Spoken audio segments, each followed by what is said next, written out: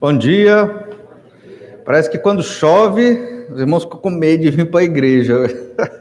Mas graças a Deus que estamos aqui reunidos para adorar o Senhor, apesar da chuva, não é verdade? Nós somos daqueles que não derretem. Bem, estamos estudando no livro de Atos dos Apóstolos e meditando nesse livro, estamos aprendendo o que é a igreja do Senhor Jesus Cristo. Nós já estudamos no capítulo 1, do verso 1 ao 11, os fundamentos da igreja, Jesus firmando ali as bases da igreja antes de subir aos céus. Vimos também em Atos capítulo 1, do verso 12 ao 26, a organização das bases da igreja e ali a escolha de um novo apóstolo. Embora Jesus foi quem escolheu os apóstolos acharam que poderiam escolher um apóstolo. E vimos em Atos capítulo 2, do verso 1 ao 13, o Espírito Santo guiando a vida da igreja. E aí a era do Espírito, o Espírito Santo sempre existiu, terceira pessoa da Trindade, agiu no Antigo Testamento, só que aqui o Espírito Santo na igreja ele age de forma mais direta e poderosa. Atos capítulo 2, do 14 ao 36, vimos que a ressurreição de Jesus tem que estar na pregação da igreja. Foi o primeiro sermão da igreja, a igreja, depois de ter nascido ali em Atos capítulo 2, o sermão de Pedro. E o tema desse sermão, ressurreição do Senhor Jesus Cristo. Em Atos 2, do 37 ao 47, vimos o que é essencial na vida da igreja. E em Atos 3, do 1 ao 26, o capítulo todo, foi a forma em que os apóstolos pregaram aos pecadores. Aprendemos como pregar o evangelho aos pecadores, como era pregado naquela época e como nós devemos pregar hoje. E hoje, iniciando o capítulo 4 do livro de Atos dos Apóstolos, nós observamos que devemos pregar num ambiente desfavorável. O capítulo 4 está ligado ao capítulo 3. Na verdade, é a continuação do capítulo 3 do livro de Atos. E percebemos que, além de pregarmos a verdadeira mensagem do Evangelho, nós temos que aprender também a pregar, mesmo num ambiente desfavorável. Ou seja, em ambientes difíceis, em ambientes de rejeição. Por exemplo, pregar o Evangelho nas universidades públicas é muito difícil. É extremamente difícil. Ali, eu imagino, quando a gente lê as cartas de Jesus às igrejas do Apocalipse, tem lá na igreja, se eu não me engano, na igreja de Pérgamo, está lá o trono de Satanás. Pois é, hoje, nas universidades, a gente encontra o trono de Satanás, porque ali realmente se aprende tudo o que tem de errado e de ruim, por incrível que pareça. Então, como é que vamos mandar os nossos filhos para lá, não é? É difícil, temos que prepará-los bem, temos que ensiná-los a escritura, porque ali é um ambiente hostil. Mas também muitos trabalhos, você está lá trabalhando numa empresa, pode ser um ambiente hostil. A rua em que você mora pode ser um ambiente hostil. O condomínio que você está, não tem como fugir do mundo, tem? Não tem como entrar numa bolha. Eu sei que alguns irmãos pensam assim, vamos fazer um condomínio dos crentes, condomínio Batista Manancial. Vamos morar todos aqui no condomínio. Ia prestar? Acho que não. Por que não, se somos todos crentes no Senhor Jesus Cristo? Porque Deus quer que os crentes vivam na sociedade, no meio com aqueles que estão perdidos, para ser luz no meio das trevas. Se toda luz ficar junto o tempo todo, vai iluminar o quê? Vão uns ofuscar os outros, iluminar os outros, não é verdade? Acho que vamos acabar nos confundindo. A igreja, ela não é para ser sectária, para se isolar do mundo, como os Amish. Alguns pensam assim, querem viver que nem os Amish. Você não conhece, é um grupo até que professa a fé no Senhor Jesus, em um certo sentido, mas que escolheu viver sem energia elétrica, sem tecnologia, somente na época lá da Idade Média. Existe hoje esse grupo, porque eles não querem se contaminar com a sociedade de pecado. Mas será que isso resolve? Certamente que não. Então, nós temos que aprender a pregar o Evangelho num ambiente desfavorável, ou seja, no meio das trevas do pecado do mundo que nos rodeia, até porque ainda somos pecadores também. Então temos que viver nesse ambiente, não para ser como eles, mas para pregar o evangelho. E é difícil, mas é o que o Senhor Jesus quer? Sim, é o que Jesus quer. A tendência do crente é essa: eu me converti, vivo na igreja, é tão bom viver na igreja, então eu quero ficar só aqui, entende? Só com os meus irmãos, que é maravilhoso. Mas é isso que Jesus quer? Não. A igreja ela tem que ir para o ambiente das trevas, para brilhar no meio das trevas, como Jesus fez, como os apóstolos estão fazendo aqui. E nós vamos observar isso, como pregar num ambiente desfavorável, 3 momentos aqui desse texto. Vamos ver momento a momento do capítulo 4, começando do capítulo 4 a partir do verso 1. Olha o que diz Atos 4, verso 1. Falavam eles ainda ao povo quando sobrevieram os sacerdotes, o capitão do templo e os saduceus, ressentidos por ensinarem eles o povo e anunciarem em Jesus a ressurreição dentre os mortos, e os prenderam, recolhendo-os ao cárcere até o dia seguinte, pois já era tarde. Então veja que, e aqui é o primeiro aspecto, os resultados da genuína pregação do evangelho trazem crescimento à igreja. Então, mesmo que, veja que Pedro e João estavam sendo presos aqui, porque pregaram a verdade, pregaram Jesus, pregaram a ressurreição e foram presos. Daí a ideia, pregando num ambiente desfavorável. Nem sempre e muitas vezes as pessoas não vão gostar de você pregar o evangelho para elas. Elas vão rejeitar. As pessoas não vão gostar do seu estilo de vida, de acordo com o evangelho do Senhor Jesus Cristo. As pessoas vão te criticar. Isso é normal. E a gente tem que aprender a conviver com estas coisas. Não rejeitando essas pessoas, mas amando mais ainda estas pessoas, porque estão perdidas nos seus próprios pecados. Qual o resultado da pregação genuína do evangelho em Atos capítulo 3? Crescimento para a igreja. Muitos se converteram. Olha o que diz o verso 4. Muitos, porém, dos que ouviram a palavra, a aceitaram, subindo o número de homens a quase 5.000. Os líderes de Israel, aqueles que tinham acabado de crucificar Jesus, saduceus, no caso os sacerdotes, e o capitão aqui, no caso o capitão do templo, a autoridade militar do templo, eles não estavam satisfeitos nem com Jesus, por isso o levaram à cruz, nem estavam satisfeitos com a fé no Senhor Jesus Cristo. Por isso estavam prendendo Pedro e João.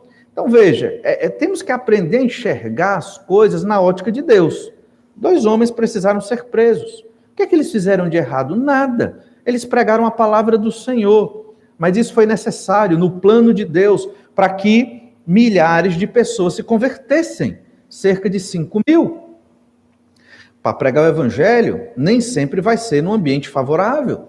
Vai ser no meio de perseguição, rejeição. Talvez na universidade só você é crente na sua sala e talvez isso lhe oprima e oprime. Mas aí é que você tem que enxergar pelos olhos de Deus, pelos olhos da fé. Como assim? Oportunidade de proclamar o evangelho de Jesus. Como? Com a sua vida, com o seu cuidado, com a sua atenção. E quando houver oportunidade, e Deus vai dar essa oportunidade, aí você fala do evangelho. Temos que ser cirúrgicos na pregação do evangelho, quer na universidade, na escola ou no nosso trabalho. Por quê? Porque depois de você pregar a primeira vez, eles vão fechar. Eles vão lhe excluir. Eles vão lhe isolar. Eles vão lhe maltratar. Vão rejeitar você. E vão fazer de tudo para que você não prevaleça naquele meio. É assim que acontece. Então você tem que aproveitar a oportunidade. Deus vai dar uma oportunidade. Naquele momento você prega a palavra. E espere, porque depois disso vão lhe excluir. E você não deve ficar com raiva dessas pessoas. Pelo contrário, deve amá-los, porque estão perdidos nos seus próprios pecados. Mas é assim que a gente proclama o evangelho. Foi o que aconteceu com João. Isso aqui é um modelo com Pedro e João, né? É um modelo, é um exemplo. Eles tiveram a oportunidade, curaram aquele coxo, claramente estava ali pedindo esmolas há anos, talvez, e curaram, ficou evidente o milagre, a multidão veio, eles pregaram a mensagem, várias pessoas se converteram, mas eles pagaram o preço. Qual o preço? Prisão. Logo depois vão ser soltos, a gente sabe do capítulo, fala disso, mas sofreram essa injustiça. Assim vai ser na nossa vida. No Brasil não seremos presos ainda, Deus queira que não sejamos, mas muitas vezes seremos desprezados, rejeitados por pregar o evangelho. Você não deve ficar triste por isso. Você deve entender que as trevas não gostam da luz e que vão te rejeitar, e Deus vai nos preencher de alegria e de amor por aqueles que nos rejeitaram. Os líderes judaicos não queriam a fé em Jesus, por isso rejeitaram os apóstolos, mas pela graça de Deus, a genuína pregação trouxe muitos à conversão. A igreja crescia pela pregação da palavra de Deus e pelo testemunho dos apóstolos, e isso estava acontecendo. Observe em Atos 2:47, louvando a Deus e contando com a simpatia de todo o povo, enquanto isso acrescentava-lhes o Senhor dia a dia os que iam sendo salvos. Então, era a pregação, era o testemunho que trazia as pessoas para a igreja. Não é a programação que traz as pessoas para a igreja. Isso é muito importante. É a pregação. Como assim a programação? Não é errado nós termos almoços e jantares na igreja. Não é errado. Não é pecado.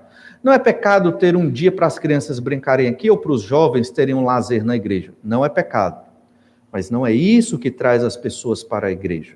É a pregação e o testemunho dos crentes na sociedade. Eu fico muito animado quando irmãos da igreja estão evangelizando e até convidando os pecadores perdidos para vir à igreja. Por quê? Porque essa é a missão da igreja. Entende? Imagine se cada família, se cada membro estiver evangelizando alguém e convidando e trazendo, nem sempre vão ouvir. Eles vão ouvir pelo menos a mensagem do evangelho em algum momento aqui, vão achar interessante, pelo menos vão achar estranho, né? Mas essa igreja é estranha. Por que ela é estranha? Eu vou vir outra vez para descobrir. Aí vão ouvindo o evangelho e, se Deus quiser, podem vir a crer. Mas aí não é só uma pessoa que está pregando, são vários crentes pregando ao mesmo tempo, que é o que Jesus quer. Em Atos 5,14, e crescia mais e mais a multidão de crentes, tanto homens como mulheres agregados ao Senhor. Olha o detalhe, tanto homens como mulheres. Os judeus não ligavam para a conversão de mulheres. As religiões gregas não se importavam com as mulheres, muito menos as religiões romanas. Mas a igreja de Jesus se importava tanto homens como mulheres. Naquela época, a mulher e nada era a mesma coisa. Mas para a igreja de Jesus, a mulher era tão importante quanto o homem no momento da conversão.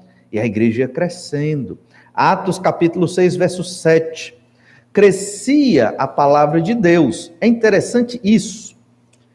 À medida que a palavra crescia, a igreja crescia. Percebe a proporção?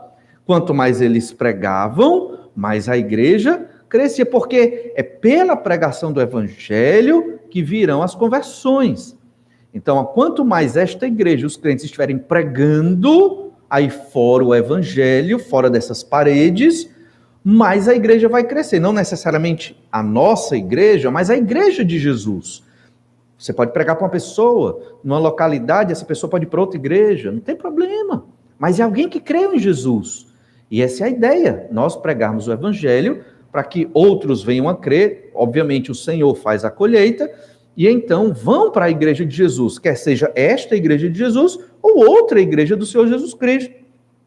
Mas crescia a palavra de Deus, e em Jerusalém se multiplicava o número dos discípulos, também muitíssimos sacerdotes obedeciam à fé. Depois a gente vai chegar nesse capítulo, mas o interessante é que os sacerdotes que rejeitaram em massa o Senhor Jesus Cristo e colaboraram com a sua crucificação, agora estavam crendo em Jesus. Que milagre! Por isso que o cristianismo não morreu. Ele foi impactado pelo poder de Deus, obviamente o cristianismo impactou com o poder de Deus o mundo daquela época. Até os sacerdotes creram. Então muitos, milhares de pessoas tinham crido no Senhor Jesus, estavam todas ali em Jerusalém. A igreja estava enorme. E obviamente isso era um testemunho maravilhoso.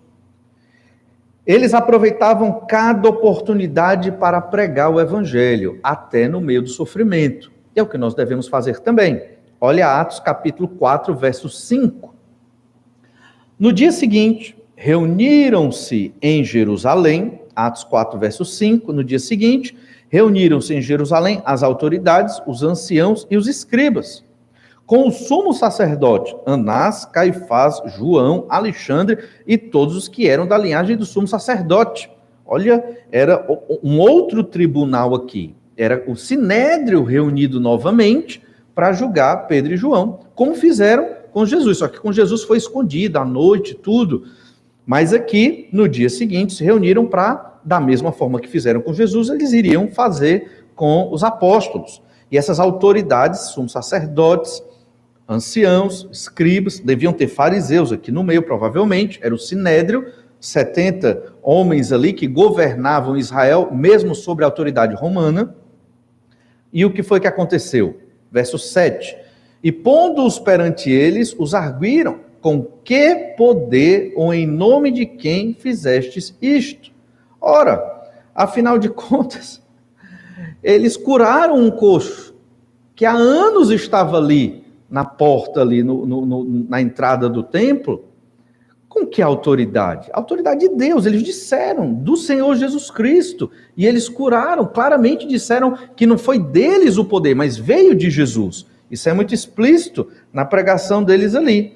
Então, no verso 8, olha a resposta. Pedro, cheio do Espírito Santo, lhes disse, autoridades do povo e anciãos. E aqui Pedro começa a pregar o evangelho, mesmo tendo sido preso, mesmo estando em sofrimento, ele não liga mais para o seu próprio bem-estar, ele está preocupado em que o evangelho chegue até as autoridades judaicas, as mesmas que crucificaram o Senhor Jesus Cristo, né, pela mão do governador romano, Pôncio Pilatos. Perceba então como o apóstolo foi transformado, Pedro. E perceba que o que ele fala é porque ele está cheio do Espírito Santo. Isso é muito importante. Por quê? Ser cheio do Espírito Santo é ser controlado pelo Espírito. Pedro, quando faz isso, não é porque ele é uma pessoa boa, mas é porque o Espírito Santo o impulsionou a fazer isso. Quando você estiver em qualquer grupo social ou contexto pregando o Evangelho, é o Espírito Santo que também vai lhe impulsionar. É ele que vai lhe dar coragem. É ele que vai lhe dar os textos bíblicos. Tudo que você já leu de Bíblia vai vir naquele momento e você deve deixar o Espírito Santo te usar para isso. Pedro quis e o Espírito Santo fez o resto. É isso que nós devemos fazer. Queira. Abra a boca, pelo menos para falar um pouquinho de Jesus, o Espírito Santo, ele vai colocar tudo o que você precisa falar naquele momento. Fez com Pedro, faz com todos nós hoje, outros homens de Deus também. Não é que Pedro era um homem sem pecado. Nós vimos muitos pecados de Pedro nos evangelhos, mas porque agora ele entendeu a missão dele. E nós, como igreja, temos que entender a nossa missão. Não é nos preocuparmos com nós mesmos. Deus vai cuidar de nós. Mas é levarmos o evangelho aos perdidos. Observe, então, que Pedro, ele passa a pregar o evangelho para Anás e Caifás. Isso é um detalhe muito importante. Pedro viu Anás e Caifás condenando Jesus. E Pedro teve medo. Olha João, Evangelho de João, capítulo 18, versículo 13, só para nós rememorarmos aqui. E o conduziram primeiramente a Anás, pois era sogro de Caifás, sumo sacerdote naquele ano. Ora, Caifás era quem havia declarado aos judeus ser conveniente morrer um homem pelo povo. Simão Pedro e outro discípulo. Quem era esse outro discípulo? Era João, o mesmo que está aqui com Pedro pregando no templo em Atos capítulo 3 e foi preso no capítulo 4. Simão Pedro e outro discípulo seguiam a Jesus. Sendo este discípulo conhecido do sumo sacerdote, entrou para o pátio deste com Jesus. Pedro, porém, ficou de fora, junto à porta. Saindo, pois, o outro discípulo, que era conhecido do sumo sacerdote, falou com a encarregada da porta e levou a Pedro para dentro. Então a criada encarregada da porta perguntou a Pedro, não és tu também um dos discípulos deste homem? Não sou, respondeu ele. Pedro, aqui o covarde, o Pedro que tem medo, o Pedro que não assume que é discípulo de Jesus. com medo de morrer. Olha o verso 24, João 18, 24. Então Anás o enviou manietado à presença de Caifás. Aqui, no caso, Jesus está manietado, preso, amarrado, né? À presença de Caifás, o sumo sacerdote. Lá estava Simão Pedro, aquentando-se. Perguntaram-lhe, pois, és tu, porventura, um dos discípulos dele? Ele negou e disse, não sou. Lembre que quando nós estudamos esses textos, ainda no Evangelho de Lucas, a casa lá, o palácio de Anás e Caifás, era um palácio só, e haviam pátios lá dentro, abertos, e eles ficavam ali se esquentando, os servos durante a noite, faziam uma fogueira, se esquentavam ali. Haviam grandes pátios ali, e eles podiam observar de longe a sala em que Jesus estava sendo maltratado, julgado e condenado pelo Sinédrio, à noite, às escondidas, o que não era para ocorrer. Esses julgamentos teriam que ser durante o dia, à vista de todos, mesmo que sendo julgados pelo Sinédrio. E Pedro via tudo isso acontecer, e via o poder de Anás, e via o poder de Caifás, e ele teve medo. Mas depois que o Senhor Jesus foi crucificado, ressuscitou e conversou com os apóstolos, e subiu aos céus, aqui é outro Pedro. É um Pedro transformado pelo poder de Deus. Da mesma forma, irmãos, é com a nossa vida. Nós podemos estar no estágio do Pedro covarde, com medo de nos expormos ao mundo, pregando o evangelho de Jesus, com coragem, sabendo que vão nos rejeitar, nos isolar, nos desprezar, e vão. E nós devemos estar preparados para isso. Não revidando com mágoa, rancor, tristeza ou grosseria. Pelo contrário, quanto mais eles nos rejeitam e maltratam, nós vamos devolver em amor, né? Vamos estar servindo estes, vamos estar amando-os, porque sabemos o destino terrível traçado para eles, se não crerem no Senhor Jesus Cristo, que é exatamente o inferno de fogo. Esse Pedro, ele está agora cheio do Espírito Santo, pregando a mensagem do Evangelho lá no templo, sem medo das consequências. Essa é a vida que nós devemos ter. Hoje, ser discípulo de Jesus é isso. Temos que pregar o Evangelho na escola, na universidade, na nossa rua, na nossa família, e vamos ser rejeitados e desprezados. Aproveite a oportunidade, mesmo quando é desfavorável pregar o Evangelho, porque provavelmente, depois que você falar do Evangelho, as portas vão se fechar e as pessoas não vão querer mais ouvir de você. Os resultados da genuína pregação do Evangelho trazem crescimento à igreja, mesmo no ambiente desfavorável. Então não espere que esteja tudo tranquilo e harmonioso para você pregar o Evangelho, senão você nunca vai pregar. Você tem que entender isso. As pessoas vão perseguir e vão lhe rejeitar, mas você tem que pregar o Evangelho. Outro aspecto importante nesse texto é de que nós pregamos o Evangelho para agradar a Deus e não aos homens. Isso é muito importante, porque podemos ficar confusos. Eu falei do Evangelho e a pessoa me odiou. Eu fiquei muito impactado quando eu estava estudando no seminário e fazendo a universidade ao mesmo tempo. E para uma colega eu fui falar do Evangelho. E ela ficou tão abalada com o Evangelho que ela disse para mim, Valnei, nunca mais me fale de Jesus. Eu fiquei chocado. Eu fiquei, meu Deus, foi o que eu fiz. Eu fiquei, que mal eu fiz para ela. E, obviamente, depois caiu a ficha, eu entendi. Né? Ela rejeitou a luz de Jesus. Ela rejeitou o Evangelho, claramente. Mas dói, né? Dói para nós, quando nós pregamos o Evangelho para os nossos amigos, queridos, familiares, e eles rejeitam o Evangelho, a gente sofre. Mas é isso. Temos que continuar pregando e amando os pecadores perdidos. Pregamos o Evangelho para agradar a Deus. Não espere agradar aos homens. E se Deus quiser, ao longo da sua trajetória de vida, você vai poder, né, pescar alguns para Jesus. E esse é um dos grandes privilégios e bênçãos que alguns crentes recebem, é poder levar o Evangelho àquela pessoa se converter ali naquele momento. Às vezes, na nossa vida, tem sido cada vez mais raro isso acontecer, mas acontece. Às vezes você prega para uma pessoa e outro irmão daqui a 2, 3, 5 anos lá na frente, em outra cidade, é que vai colher aquela mensagem que você pregou ali. Então toda a igreja de Jesus, espalhada pelo mundo, prega o evangelho e em um dado momento Deus dá o privilégio para alguém de colher. E é uma bênção, né? Se você pregar o evangelho, uma pessoa se converter na sua pregação, sinta-se desafiado e desafiada a quê? A discipular essa pessoa.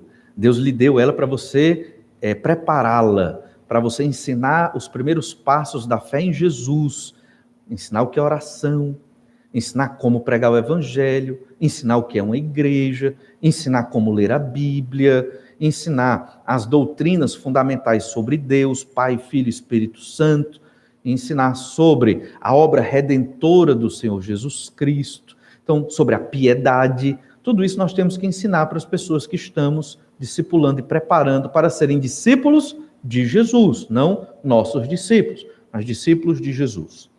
Pedro, então, prega aos sacerdotes e às autoridades judaicas que crucificaram a Jesus. Olha aí o verso 8.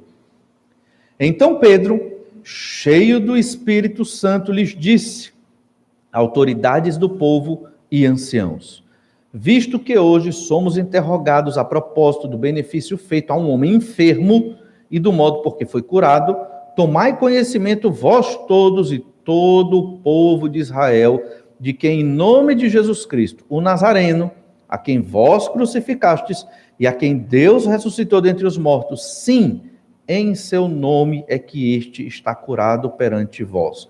Eles perguntaram: em nome de quem vocês fizeram esta cura?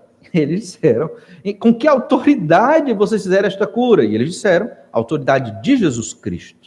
Porque vocês o mataram, Deus o ressuscitou e foi ele quem curou. Nós fomos só os instrumentos. Isso aqui é fantástico, irmãos. A humildade de Pedro. Não é o mesmo Pedro que nos evangelhos queria se mostrar muito espiritual. Agora sim ele é um homem espiritual, porque ele quer mostrar Deus. Ele não quer mostrar o Pedro. Isso é que é fundamental e que está faltando hoje nas igrejas do Senhor Jesus Cristo. É mostrarmos Deus e não a nossa própria pessoa. Em Atos 3,16, Pedro pregou isso também. Atos 3,16 diz: pela fé em o nome de Jesus é que esse mesmo nome fortaleceu a este homem, que agora vedes e reconheceis. Sim, a fé que vem por meio de Jesus deu a este saúde perfeita na presença de todos vós. Eles já tinham dito que foi por conta de Jesus, pelo poder de Jesus, e aqui novamente eles estão falando a mesma coisa. Foi pelo poder de Jesus. Jesus quem curou este homem, e é por isso que ele tem saúde perfeita. E Atos 3,15, novamente, quer dizer, antes desse momento de Atos 4, Pedro acusa os judeus dos seus pecados. Atos 3,15, dessarte e matastes o autor da vida, a quem Deus ressuscitou dentre os mortos, do que nós somos testemunhas.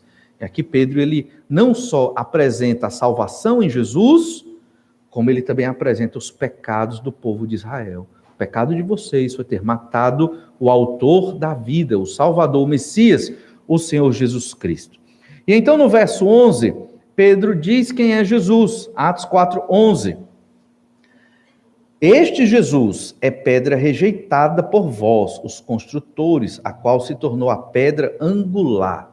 Vós, autoridades de Israel, rejeitaram a pedra fundamental, que é o Senhor Jesus Cristo. Não há igreja sem Jesus. Não há povo de Deus sem Jesus. Não há religião sem Jesus ou fé sem Jesus. E é muito interessante entendermos essa verdade.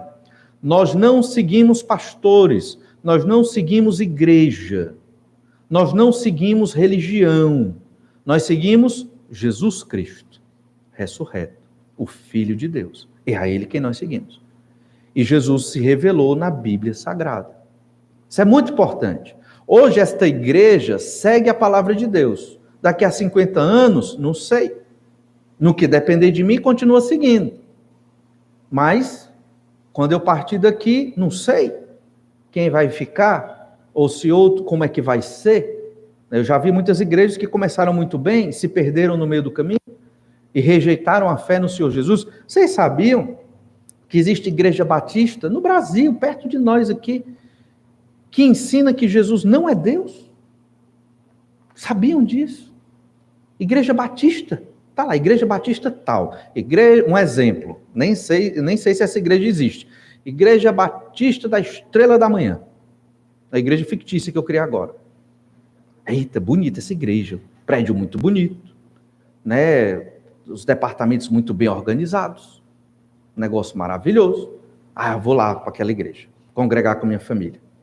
E aí você começa a congregar até um dia que você ouve uma pregação onde o pastor diz que Jesus é um grande exemplo de amor. Jesus é um homem comum que viveu em Nazaré.